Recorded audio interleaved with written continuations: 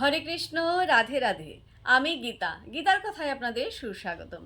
আজকে আরেকটি ভিডিওতে গীতার ত্রয়োদশ অধ্যায়ের 16 নম্বর শ্লোকটি পাঠ করছি। আপনারা কিন্তু আমার সঙ্গে অবশ্যই পাঠ করবেন। ওং নমো ভগবতে বাসুদেবায়, ওং নমো ভগবতে বাসুদেবায়, ওং নমো ভগবতে বাসুদেবায়, ওং তৎসৎ। হরে কৃষ্ণ। শ্লোকটি আমার সঙ্গে উচ্চারণ করবেন।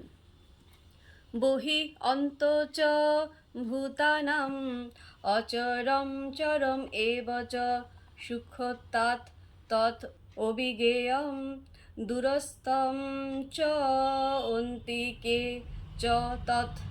অনুবাদ: সেই পরম তত্ত্ব সমস্ত ভূতের অন্তরে ও বাহিরে বর্তমান, তার থেকেই সমস্ত চরাচর।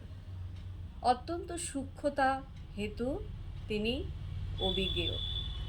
যদিও তিনি বহু দূরে অবস্থিত, কিন্তু তবুও তিনি সকলের অত্যন্ত নিকটে।